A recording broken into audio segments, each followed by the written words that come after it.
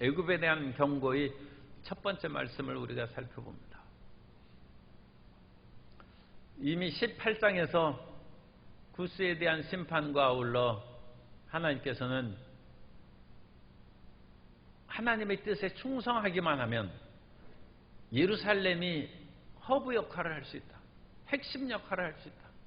그래서 18장 7절에 있는 것처럼 그때 강들이 흘러나누인 나라의 장대하고 준수한 백성 곧 시초부터 두려움이 되며 강성하여 대적을 밟는 백성이 아수르를 말합니다. 아수르의 백성들을 그 사신들이 만군의 야훼께 드릴 예물을 가지고 만군의 야훼의 이름을 두신 곳 시온산에 이르리라. 세상에서 모든 것이 크고 힘있고 강성해야만 최고가 되는 것은 아닙니다. 하나님께서 이스라엘을 선택하시고 그들에게 율법을 주시고 그들에게 예수 그리스도를 보내주셔서 온 천하의 복음을 증거하려고 하실 때 하나님께서 이스라엘이 살도록 택하신 젖과 꿀이는 땅은 사실 젖과 꿀이는 땅으로 이름을 붙였으니까 그렇지 그것보다 젖과 꿀인 좋은 땅은 얼마든지 있습니다. 우리나라만 해도 이스라엘보다 훨씬 살기 좋습니다. 그런데 하나님께서 가나안을 택하시고 그 땅을 이스라엘에게 주신 것은 이스라엘이 허브 역할을 할 수 있다는 것입니다. 세상에서 자기가 가장 모든 것이 여건이 다 충족되어서 최고가 되는 것이 아니라 그 중심 역할을 하게만 하면 마치 중심축이 있어야 바퀴가 돌아가고 모든 것이 움직이듯이 그게 허브 역할을 하는 것입니다. 그리고 그 역할을 하기 위해서는 이스라엘은 하나님만을 굳게 의지하면 아무리 동북쪽으로 메소포타미아의 거대한 세력이 있고 남서쪽으로 이집트의 강력한 국가가 있다 할지라도 그것은 날개에 불과한 것이죠. 메소포타미아와 애굽이 중심 이스라엘을 중심으로 해서 그냥 날개를 돌아서 움직이는 것입니다. 이스라엘이 예루살렘 거기 성전이 있으니까 그것을 핵심으로 하나님을 의지하게 하면 얼마든지 성공할 수 있다는 것이 이사야의 비전입니다. 그것이 선지자의 꿈입니다. 선지자는 아수르를 정복하고 애굽을 정복해서 이스라엘을 강대국으로 만드는 것이 아니라 하나님을 굳게 의지하여 그곳에 뿌리를 내리면 다른 나라들은 바람개비 날개처럼 돌아갑니다. 그리고 아수르의 거대한 나라가 이제 이집트를 정복하러 애굽을 정복하러 오는데 그 완충 지역인 애굽을 그 이스라엘을 통과해야 되니까 우리가 군사를 통과하고 또 이스라엘이 정복할 수 있지만 방해를 하면 물이라도 얻고 여러 가지 공격할 때는 항상 보급물자를 얻어야 되는데 그런 것이 원활하게 공급되지 않으면 아무리 강력한 아수르를 할지라도 애굽을 공격할 때 이스라엘이 필요한 거예요. 그래서 사절단을 갖고 찾아서 예물을 들고 온다는 것입니다. 그리고 너희가 1천여 년 동안 의지하였던 애굽은 멸망하고 말 것이다. 그것이 19장 애굽에 대한 경고입니다. 그래서 오늘 1절부터 15절까지 그 전반부의 그 말씀을 우리가 살펴보는 것입니다. 우리 인생을 살아갈 때 내가 가장 아름답고 빛난 인생이 되기 위해서는 최고의 권력을 갖고 가장 많은 재물을 얻어서 그 일을 할 수 있다고 생각을 안 하는 것이 좋습니다. 물론 그렇게 해서 행하는 사람도 있지만 천하의 제갈공명이 어찌 천하의 황제가 되어서 천하를 움직인 것이 아닙니다. 작은 나라인 싱가포르이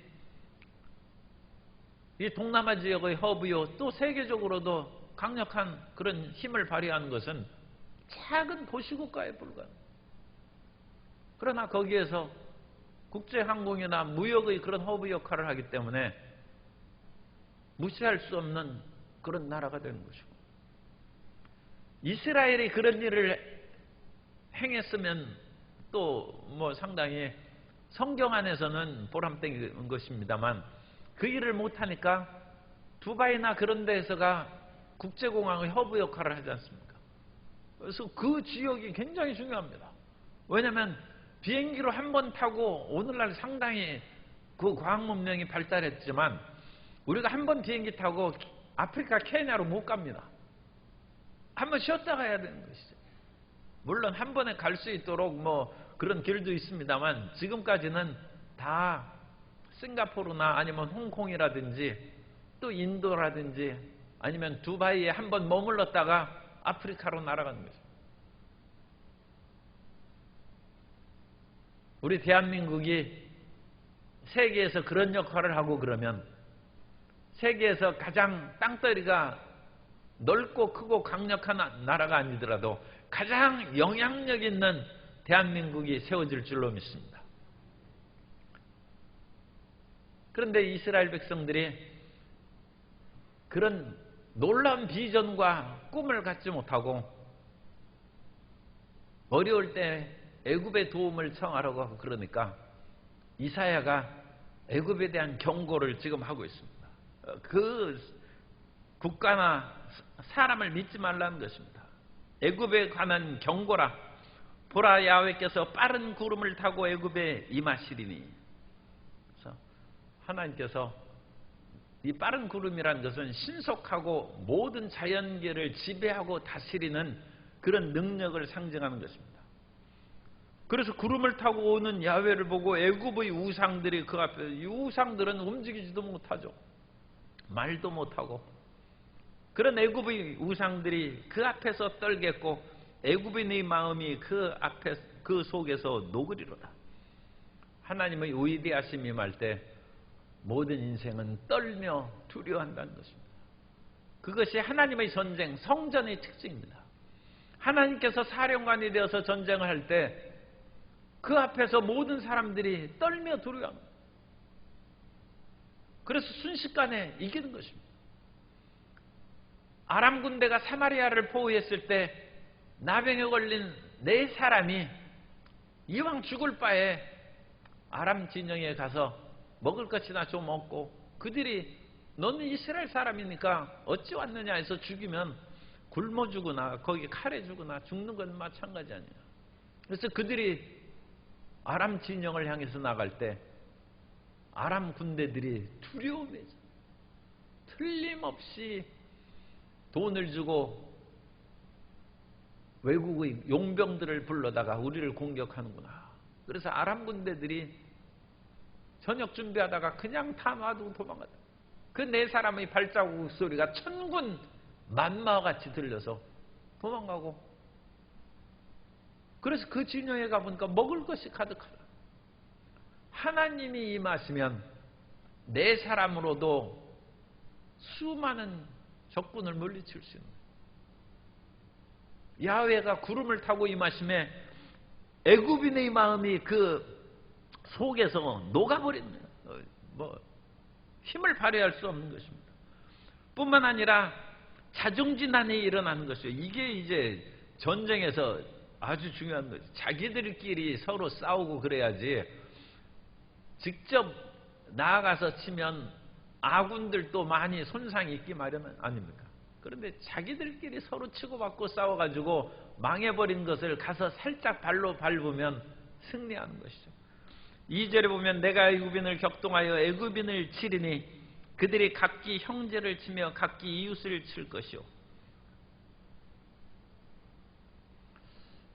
이 당시에 그 애굽의 그런 그 상황이 문헌적으로 많이 나타나지 않기 때문에 이 지리멸렬한 애굽의 상황에 대해서는 오늘날 다른 여러 가지 자료를 통해서 연구를 많이 합니다.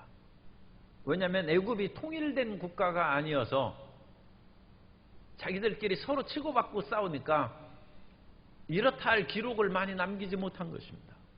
그래서 연구한 바로는 이 당시에 8세기입니다. 18개의 그런 도시국가로 분열됐다고 합니다. 그러니까 자기들끼리 치고받고 싸우는데 아수르가 쳐들어오면 그거 쉽게 점령하는 것이죠. 그런데 여기에서는 지금 아수르가 아니라 나일강의 상류 지역에 있는 에티오피아, 옛날에는 구스라고 했습니다. 구스의 사람들이 밀고 나일강 하류로 내려왔어요. 그래서 결국은 구스인으로 말미암아 애굽이 정복당하고 그 구스인의 나라가 한동안에는 아수르와 서로 평화로운 협약관계로 지내게 됩니다. 그래서 나일강의 그런 비옥한 지대, 나일강 물이 범람해서 농사를 잘 지을 수 있는 그 지역이 이제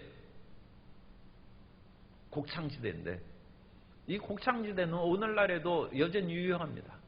그래서 이 이집트의 나라가 정세가 굉장히 불안하죠. 그래도 그 나라에서 나오는 곡물을 가지고 온 아랍의 식량을 댑니다. 그래서 이집트에 오늘날 가도 빵값이 싸요. 요즘에는 모르겠어요. 한 10년 전에 가면 빵값이 싸요. 그리고 빵도 맛있어요. 그래서 애굽이 그 국가 수입의 한 3분의 1 정도를 곡물 수출을 통해서 그 아랍 지역에 다 팔아가지고 재정을 충당한다고 그랬습니다. 그러니까 이 지역을 이제 서로 차지하려고 수없이 싸우는데, 자기들끼리 싸우니까 이제 위에 있는 것들이 이제 구스에서 그것을 차지한 것이죠. 이와 같이 자기들끼리 하나가 되지 못하고 싸우는 것은 3절에 애굽인의 정신이 그 속에서 쇠약할 것이요 그의 계획을 내가 깨뜨리리니 그들이 우상과 마술사와 신접자와 요술객에게 물으리로다. 단합하고 사랑과 화목의 결속을 하지 못하는 정신이 허약한 정신. 서로가 서로를 못 믿는데 가정이 서겠습니까? 사회가 서겠습니까? 국가가 서겠습니까? 애굽 정신이 쇠약한 것이죠. 끝까지 다른 사람을 믿고 밀어주는 정신이 강한 정신이요. 자기도 못 믿고 남도 못 믿는 것은 허약한 정신인데, 애굽의 정신이 쇠약해졌으니까 이제 우상과 헛된 귀신에게 나아가는, 혹세무민의 시대는 점치고 우상하고 뭐 그런 것을 따지는 그것이 허약한 정신입니다. 그때 4절에 내가 애굽인을 잔인한 주인의 손에 붙이리니, 이것이 구스의 샤바카라고 그와 같이 생각하고 있습니다. 그래서 새로운 외적의 세력이 침입할 것이다. 내부의 세력이, 내부의 정신력이 무너지고 외부의 강력한 세력이 들어온 즉 나라가 망하는데, 4절부터 10절까지는 자연 상황에 있어서도 하나님의 심판을 말합니다. 바닷물이 없어지겠고 강이 잦아서 마르겠고, 이 바닷물이 없어진다는 것은 강물이 많이 흘러 들어가는 바닷물이 이제 강물이 많이 들어오지 못하므로 바닷물이 마르지는 않지만 줄어든다는 그런 뜻입니다. 그래서 주전 5세기 그리스의 역사가 헤로도토스가 얘기한 것처럼 이집트는 나일강의 선물입니다. 그래서 나일강이 그야말로 6,400km가 흘러내려가는데, 그 강물이 저 북쪽에 있는 그런 에티오피아라든지 아프리카의 그런 지역에서 비가 많이 내려서 흘러내려온 강물이 애굽 하류에서 흘러넘치면 그 당시에는 홍수입니다만 상류로부터 흘러내려오는 엄청난 그런 기름진 흙들이 그냥 비료로 해가지고 하류에 퇴적되는 것입니다. 그래서 강물이 넘치니까 그것으로 인하여 곳곳마다 그 웅덩이나 그런 데가 물이 차가지고 뭐 물 댈 필요도 없어요. 이 나일강 하류 지역은 1년 강수량이 50mm 정도밖에, 이 사막지대입니다. 피라미드가 있는 지역은 사막입니다. 그런데도 그 좀 밑에 나오는 나일 삼각주지대의 곡창지대가 되는 것은 이 강물로 관계농업을 하는 것이고, 그 땅은 비료 줄 필요 없이 비옥하게 토사가 넘치는, 이집트의 문명은 나일강의 선물인 것입니다. 그런데 강물이 마를 것이고, 강물이 마르니까 곡물을 짓지도 못하고, 거기에서 고기 잡던 어부들도 물이 말라서 고기가, 물이 풍성해야 물고기도 많이 풍성하니 어부도 탄식하고, 그 강물을 가지고 여러 가지 직조물이나 제반일을 행하는, 구절에 보면 세마포를 만든 자와 배 따는 자들, 2차 산업의 그런 모든 사람들도 산업이 다 무너져 버린대. 농업도 망하고 업도 망하고, 그 다음에 이런 직주업이나 그런 것들도 다 망하고. 하나님께서 자연계에도 복을 내리셔야죠. 올해는 비가 자주 오지 않습니까? 그런데 봄 가뭄이 오고 여름까지 비가 안 오면 지하수를 뚫어서 물을 끌어올린다든지 하면 수천억 원 듭니다. 한번 비가 내리면 그냥 수천억 원 그게 채워주는 것입니다. 하늘이 돕지 않으면 나라도 설 수 없습니다. 그런데 비가 내리기를 그치고 줄어드니까, 애굽의 산업이 무너지니까 내부적으로 단합도 안 되지, 외부 세력은 강하지, 국민들은 경제적인 파탄으로 도탄에 빠지지, 나라가 이게 서겠습니다. 애굽이 그래서 망한다는 것입니다. 그리고 11절부터 15절까지는 이 지혜가 망해서 제갈공명이 사라져버렸는데, 가장 지혜로운 그 도시 사람이 소안입니다. 이 소안의 방백들은 어리석었고, 그래서 이스라엘에 탁월한 모사요 지혜자들이 소안에서 많이 나왔습니다. 그리고 이 소안 사람들은 가장 지혜로운 옛 왕들의 직계 후손들이다 하고, 이 소안은 자기 혈통에 대해서 굉장히 자부심을 가졌다고 합니다. 그런데 이 소안의 방백들, 또 바로의 가장 지혜로운 11절입니다. 모사들의 책략이 우둔하여졌으니 12절 너희 지혜로운 자가 어디 있느냐. 그들이 만군의 야훼께서 애굽에 대하여 정하신 뜻을 알 것이요 또 내게 말할 것이니라. 그런데 이 사람들이 지혜가 없어져서 하나님의 뜻을 몰라요. 우리가 잘 아는 그런 얘기가 달팽이 뿔의 싸움이라는 얘기가 있어요. 그래서 와우 각상이라는 그런 마음인데, 달팽이 와자에다가 우각, 달팽이 뿔이 촉수가 2개 있습니다. 그래서 달팽이는 조그만 거 아닙니까? 거기에서 두 촉수가 이렇게 나와 가지고 그것이 이제 뿔이라고. 달팽이 뿔 2개가 있어서 그 뿔의 위에서 싸움이 났어요. 옛날 장자가 비유를 해서 양나라와 제나라가 서로 싸워요. 양해왕과 제위왕이 서로 싸움이 붙게 됐어요. 왜냐하면 제나라의 위왕이 배신했어요. 그래서 양나라 해왕이 분노하고 이 나라를 정복해버려야 돼요.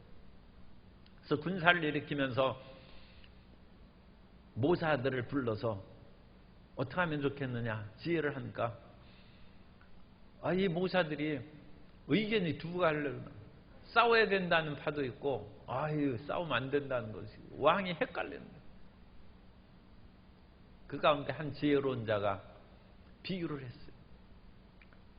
옛날에 2 나라가 있었는데 서로 물고 찢고 싸우다가 결국 다른 나라에 힘이 연약해지니까 주변의 큰 나라로 인하여 망하고 말았습니다. 그런데 그것은 사실은 달팽이 뿔, 촉수에 2 뿔이 있어가지고 그 2 나라라는, 그 달팽이 위에서 서로 세력을 다투고 싸우는데, 남이 보면 달팽이 그 안에서 누가 크면 크고 작으면 작고 그게 무슨 대수냐. 달팽이 뿔끼리 싸우면 그냥 새들이 그거 쪼아먹으면 끝인 것이죠. 그래서 이 달팽이 뿔 위에서의 2 나라 싸움을 비유로 얘기하자, 양회왕이 스스로 깨닫는 바가 있어서 비록 괘씸하긴 하지만 우리가 제 나라의 모든 군세를 동원해서 싸우면 다른 주변의 나라가 이 두 나라 삼켜버립니다. 그걸 깨닫고 전쟁을 하지 않았다는 그 얘기가 있습니다. 그런데 소환의 방백은 그런 지혜로운 자가 하나도 없어요. 그냥 서로 싸우고 배신자는 징계해야 된다는 그 생각밖에 하지 못하고 하나님의 뜻을 알지 못한다는 거예요. 인간끼리 지혜를 내는 것은 한계가 있습니다.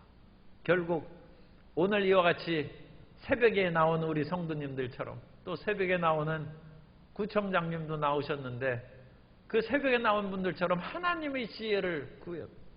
하나님의 지혜를 구할 때 구 살림도 잘할 수 있고 나라 살림도 잘할 수 있고 사업도 잘하고 기업도 잘하게 될 줄로 믿습니다. 하나님께서는 큰 일만 관여하지 않습니다. 하나님께서 큰 일만 관여하면 지구도 너무 작아요.